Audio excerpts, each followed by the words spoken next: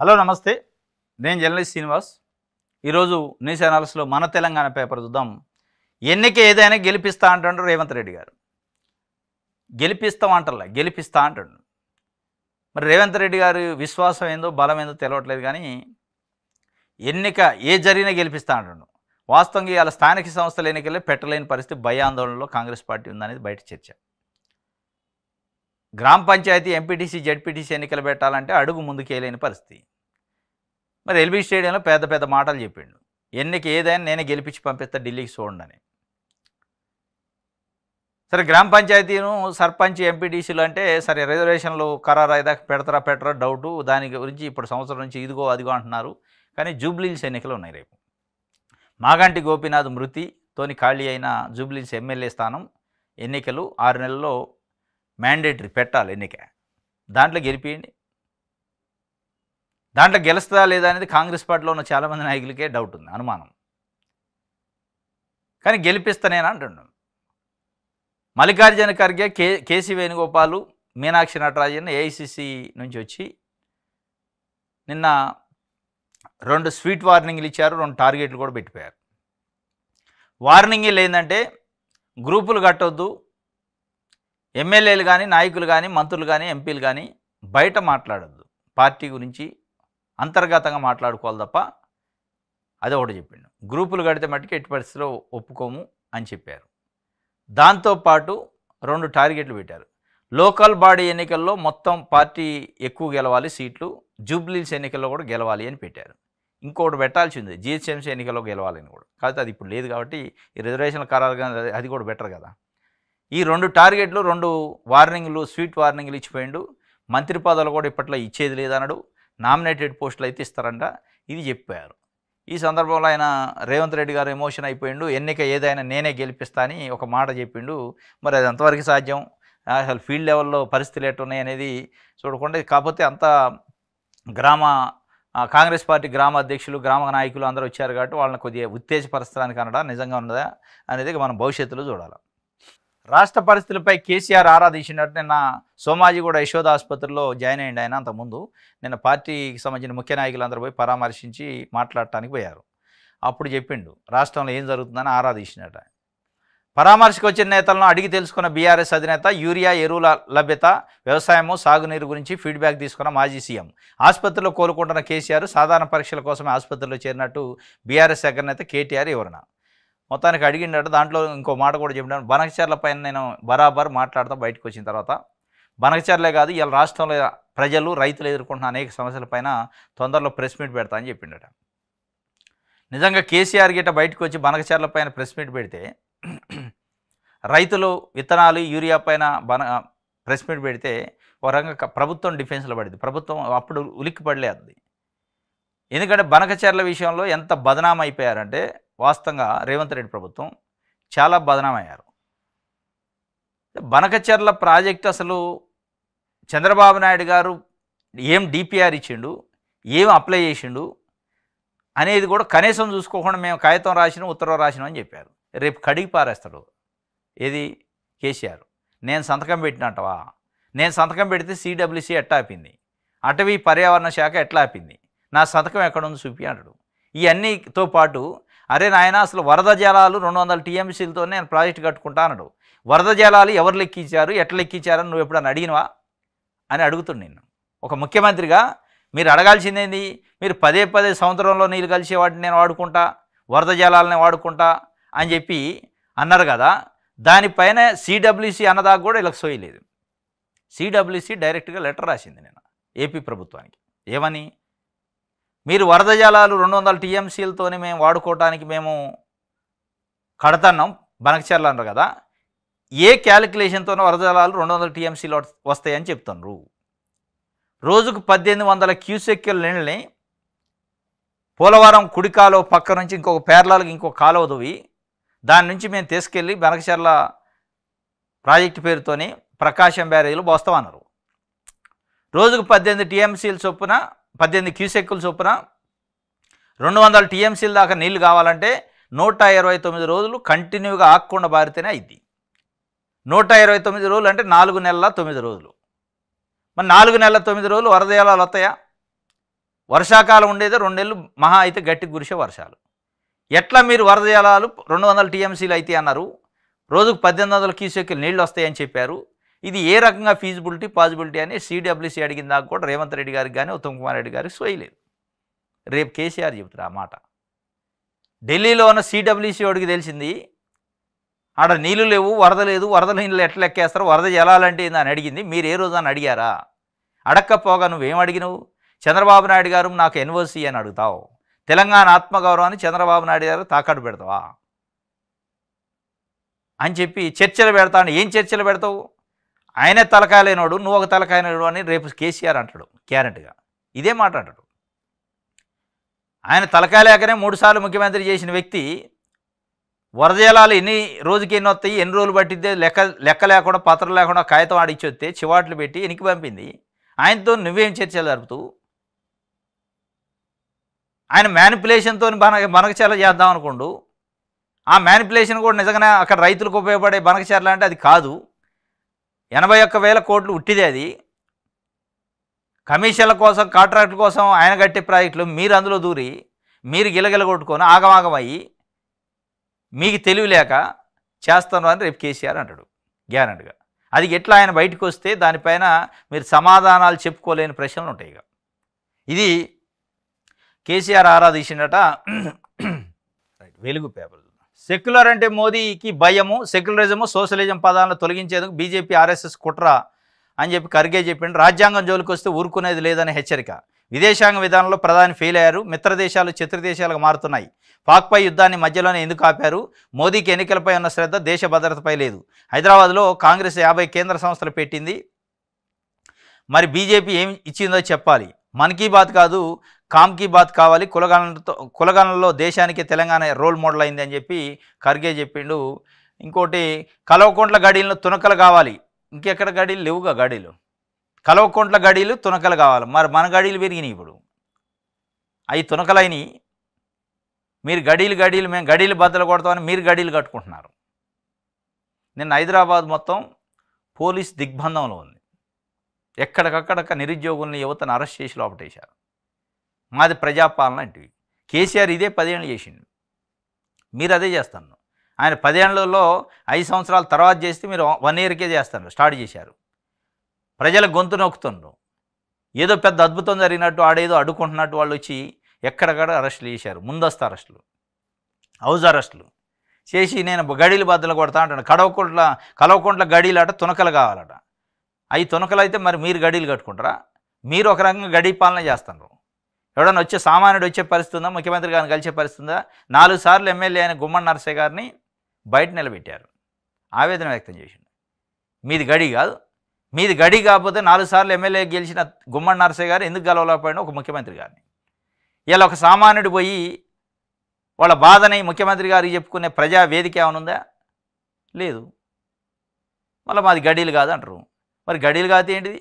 ముఖ్యమంత్రి గారు రేవంత్ రెడ్డి గారు కొత్తగా 2023 డిసెంబర్లో ప్రమాణ స్వీకారం చేసిన తర్వాత 4-5 రోజులకు అనుకుంటా పోలీసులకు ఒక డైరెక్షన్ ఇచ్చిండు. అది పబ్లిసిటీ కోసం ఇచ్చిన డైరెక్షన్ అనే అయ్యాలి అనుకున్నాం. అదే అవుతుంది. ఏమనంటే, నేను హైదరాబాద్లో బయటికి వెళ్తే నా కాన్వాయ్ ఎక్కడ మీరు ట్రాఫిక్ ఇబ్బంది పెట్టొద్దు, సామాన్యంగా అందరు పోయినట్టే నేను పోతా, ఎక్కడ ఆపొద్దు, నా కోసం ట్రాఫిక్ని ఆపి జామ్ చేయొద్దు అని చెప్పిండు.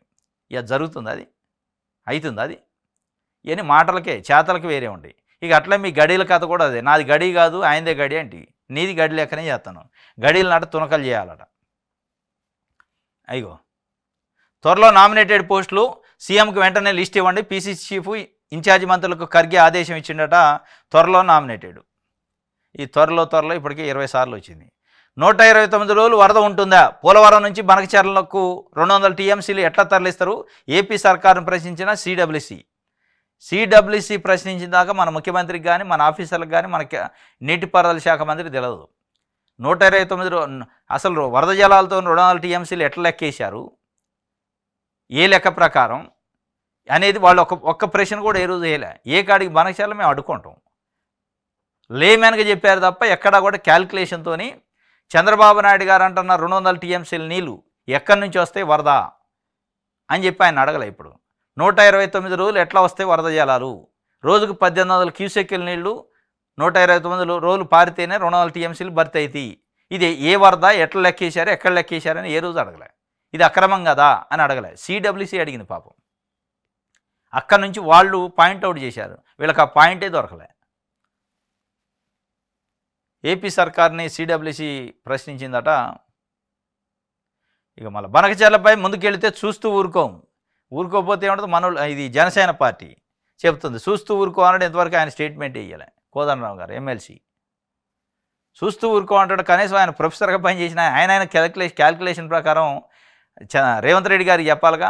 మీరు ఆపటం కాదు, అసలు ఈ వరద జలాలు అయింది, దాన్ని ఎట్లా ఎక్కేస్తారో అది అడగండి, దాన్ని పాయింట్అవుట్ చేయండి అని ఆయనే చెప్పలే. ఇప్పుడు ఇది కొద్దిగా ఆడ సిడబ్ల్యూసీ నుంచి లెటర్ రాగానే మేము ఆపుతాం అంటే మేము ఆపుతాం. ఇది వాస్తవంగా ఎవడి విజయం కాదు, ఇది సిడబ్ల్యూసీ విజయం. బనకచెర్ల మీద బ్రేక్ వేయడానికి తాత్కాలికమైన బ్రేకు సిడబ్ల్యూసీ వేసింది. వీళ్ళు ఏదో వేసినామని వీళ్ళు అనుకుంటున్నారు. అదాబ్ హైదరాబాద్ చూద్దాం. తెలంగాణలో రిజర్వేషన్ల ఉల్లంఘన, రాహుల్ గాంధీ సందేశాన్ని విస్మరిస్తున్న ప్రభుత్వం తెలంగాణలో రిజర్వేషన్ నిబంధనలను ఉల్లంఘిస్తూ ఎస్సీ ఎస్టీ బీసీలకు దక్కాల్సిన ఉన్నత పదవులు అనర్హులకు కేటాయింపు. బీసీ కులగణన చేసి ప్రభుత్వం చరిత్ర సృష్టించింది. పార్లమెంట్లో సైతం ప్రస్తావించిన రాహుల్ గాంధీ. ఇంజనీరింగ్ చీఫ్గా భాస్కర్ రెడ్డికి ప్రమోషను, రూల్ ఆఫ్ రిజర్వేషన్ అతిక్రమించడమే తెలంగాణ ఉద్యమ లక్ష్యాలైన నీళ్లు నిధులు నియామకాలను మరిచారా? ఉద్యమ ఆశయాలకు గండి కొడుతున్నారా తెలంగాణ ప్రభుత్వమా? ఇకనైనా మేలుకో అని చెప్పి ఇది 4-5 సార్లు ఇప్పటికే వచ్చింది వార్త. తెలంగాణలో రాయలసీమ వ్యక్తికి, భాస్కర్ రెడ్డి అనే వ్యక్తికి ఇంజనీరింగ్ చీఫ్గా అవకాశం ఇచ్చారు. అది కూడా రూల్ ఆఫ్ రిజర్వేషన్ని తుంగలో దొక్కి. ఎస్సీ ఎస్టీ బీసీలు చాలామంది సీనియారిటీ ఉంటే వాళ్ళ పక్కన పెట్టి, అది తెలంగాణ వాళ్ళ పక్కన పెట్టి ఇచ్చారు. మరి ఇది ఎట్లా రిజర్వేషన్ల ఉల్లంఘన అయితే? రాహుల్ గాంధీ కేంద్రం వాళ్ళు ఢిల్లీలో కూర్చొని ఒకటి చెబుతారు, సామాజిక న్యాయం అంటాడు, బడుగు బలహీన వర్గాలకు న్యాయం చేయడానికి మేము కులగణన చేస్తున్నాం అంటాడు.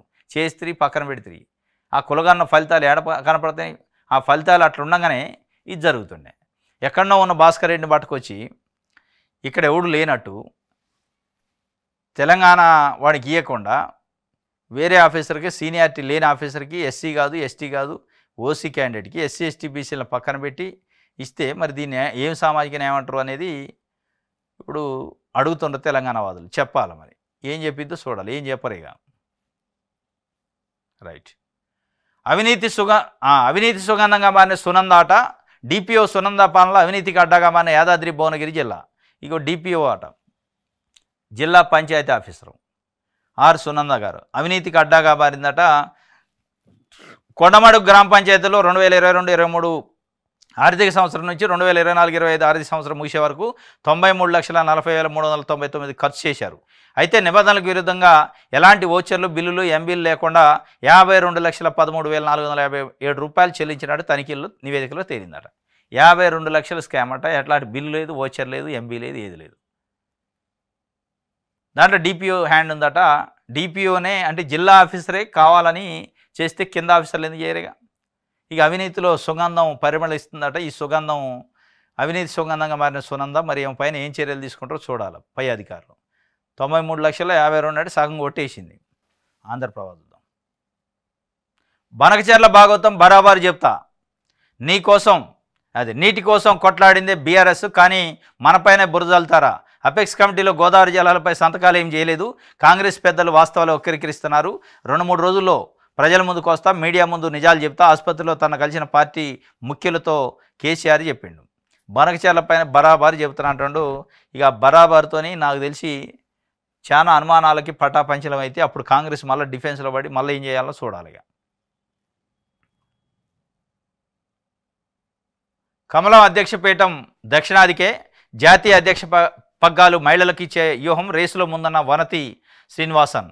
ప్రధానంగా తమిళనాడుపై ఫోకస్. పరిశీలనలో నిర్మలా సీతారామన్, పురంధరేశ్వరి పేర్లు. ఆర్ఎస్ఎస్లో పనిచేసిన వారి వైపు మొగ్గు. మరో 9 రాష్ట్రాల అధ్యక్షుల ఎన్నిక తర్వాత నిర్ణయం.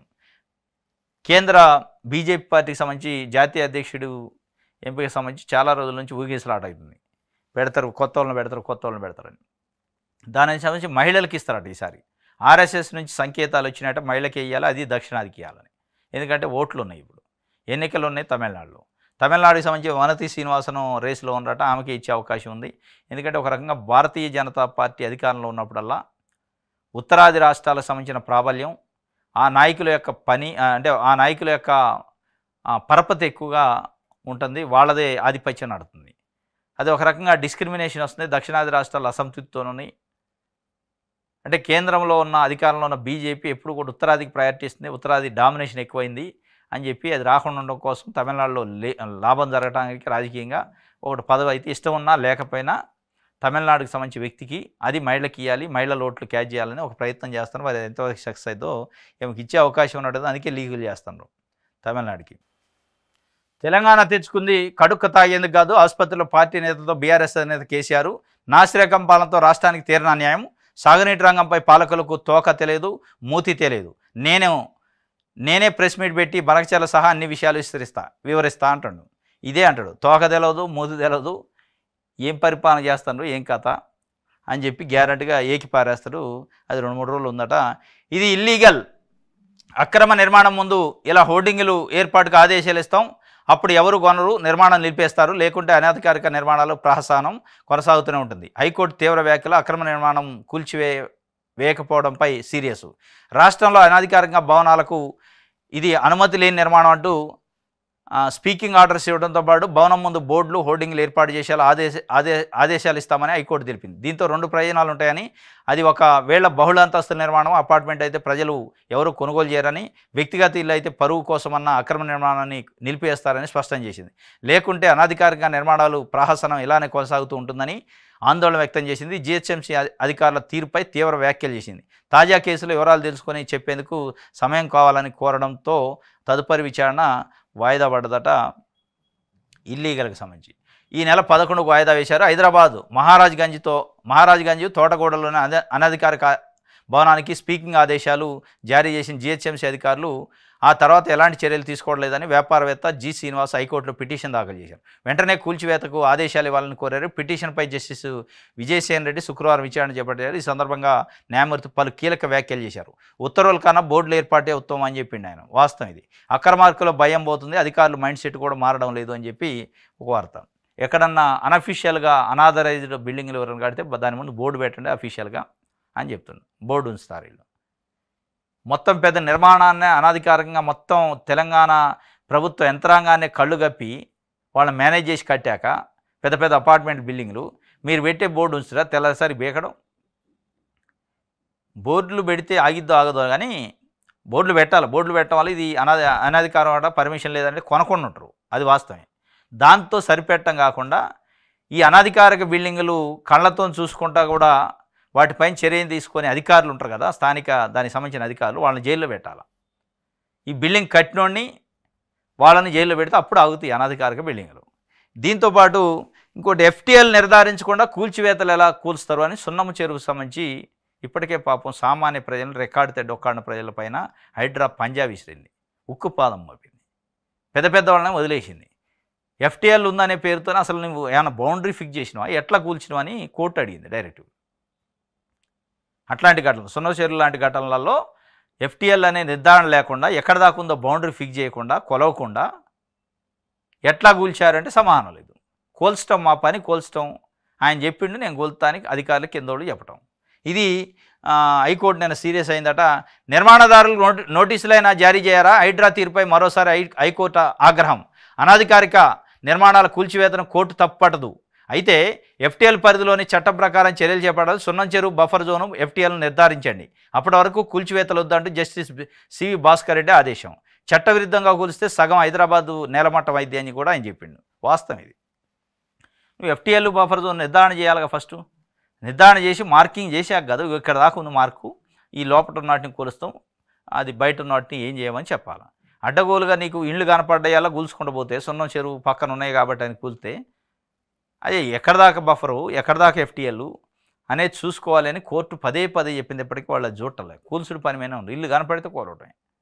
మరి అదే రేంజ్లో నీకు గండిపేట చెరువులో నాటిని కొలుతానంటే కోలరు, అక్కడ పెద్దోళ్ళుగా ఉండేది, ఇక్కడేం పేదోళ్ళు. ఇది ఒక వార్త. సాక్షికి సంబంధించి దిశ పేపర్. 11 ఏళ్లలో తెలంగాణకి ఏమి ఇచ్చారు? కేంద్రంలో అధికారంలో ఉన్న బీజేపీ సమాధానం ఇవ్వాలని ఖర్గే అడుగుతుండు. వాస్తవంగా ఏమి ఇచ్చారంటే ఏమీ ఇలే. రొటీన్గా వచ్చే నిధులు ఇచ్చారు కానీ పెద్ద పెద్ద ఇన్స్టిట్యూట్లో ఇంకోటి ఇచ్చింది లేదు. గ్రూపులు కడతామంటే భయపడం. కాంగ్రెస్ ఇలాంటి ఒడిదుడుకులను చాలా చూసింది, ఇష్టారాజ్యంగా వ్యవహరిస్తే సహించేది లేదు, ఇబ్బందులు ఉంటే పార్టీ అంతర్గత వేదికల్లోనే మాట్లాడాలి, నెలాఖరులోగా నామినేటెడ్ పదవులు భర్తీ చేయాలి, తెలంగాణను మోడల్ స్టేట్గా తీసుకుంటున్నాం అని చెప్తుండు. గ్రూపులు కడితే ఊరుకోమంటుండు, భయపడమంటుండు. వాళ్ళు కూడా అంటున్నారు మీరు ఏమైనా చేస్తారంటే మేము భయపడమని గ్రూపులు కట్టేవాళ్ళు అంటున్నారు. మొత్తానికి కాంగ్రెస్లో అయితే ఈ మంత్రి పదవులు, నామినేటెడ్ పదవులు వీటి వల్ల కుమ్ములాట్లు ఫుల్గా స్టార్ట్ అయినాయి. ఇక గ్రూపులు కడితే ఊరుకోము, భయపడమని చెప్పే కాడికి, అంటే ఢిల్లీ నుంచి వచ్చి గ్రూపులు కట్టొద్దు అని చెప్పే కాడికి వచ్చిందంటే ఏ స్థాయిలో ఇవాళ కాంగ్రెస్లో ఇంటర్నల్గా వారు ఉంది, ఏ స్థాయిలో గ్రూపులు ఉన్నాయనేది అర్థమైంది. ఈసారి సెంచరీ ఆట 100 సీట్లు గెలిపిస్తానంటాడు రేవంత్ రెడ్డి గారు. మళ్ళీ ప్రభుత్వం ఏర్పాటు చేస్తాం, ఒక్కటి తగ్గినా కానీ నాదే బాధ్యత అంటాడు. ఇది మరి చూసుకొని ఇస్తున్నా ఆమె ఉట్టినే స్టేజ్ మీద ఎమోషన్ కోసం ఇస్తున్నా అర్థం కావట్లేదు. 100 సీట్లు గెలిపిస్తే ఒక్క సీటు తగ్గిన నాదే బాధ్యత అంటాడు. ముందు జూబ్లీ హిల్స్ జిహెచ్ఎంసీ ఎన్నికలు గెలవాలిగా ఫస్ట్, అది గెలిచాక 100 సీట్ల కథ. ఇలా వాస్తవంగా 2023 ఎన్నికల సందర్భంలో కాంగ్రెస్ పార్టీ పైన ఉన్న ఒపీనియన్కి ఇవాళ ప్రజల్లో ఉన్న ఒపీనియన్కి చాలా తేడా వచ్చింది. స్కీములు ఇస్తున్నారు కాదంటలే, అర్థం పర్థం లేకుండా, కోఆర్డినేషన్ లేకుండా, సమన్వయం లేకుండా గందరగోళం ఆగమాగం ఉంది, అసంతృప్తి ఉంది. మరి మీకు రీచ్ అయిందా లేదు కానీ సెంచరీ అంటున్నారు. ఈనాడు చూద్దాం. కేంద్రానికి సత్తా ఉంటే దేశ ముఖ చిత్రం మారిపోయేది, పీఓకేని వెనక్కి తీసుకునే అవకాశం వదులుకున్నారు. గడిచిన 11 ఏళ్లలో ఆర్థిక స్థితిని, చట్టాలను మోదీ నాశనం చేశారు. సామాజిక న్యాయ సమరబేరులో మల్లికార్జున ఖర్గే ఘాటు విమర్శలు. రాజ్యాంగం నుంచి సెక్యులరు, సోషలిస్టు పదాలు తొలగించి చూడండి అని భాజపా ఆర్ఎస్ఎస్లకు సవాల్ ఇచ్చిండట. మొత్తాన్ని బీజేపీని విమర్శించిండు ఖర్గే గారు. బీసీ రిజర్వేషన్ల ఖరారయ్యాకే స్థానిక ఎన్నికల్లో కేసీ వేణుగోపాల్తో సీఎం ముఖ్య నేతలు చర్చ. కథం అయిపోయి బీసీ రిజర్వేషన్ల ఖరారయ్యాకనట అవి ఇప్పుడు కావు, అవి ఇప్పుడు ఎందుకైతే ఈ కేంద్రం పరిధిలో ఉంది, కేంద్రంలో చట్టం చేయించడం మీ వల్ల కాదు, వాళ్ళు చేయరు. వాళ్ళు కులగాన చేస్తాం మేము దేశవ్యాప్తంగా అంటారు, ఇది ఇప్పుడు కాదు.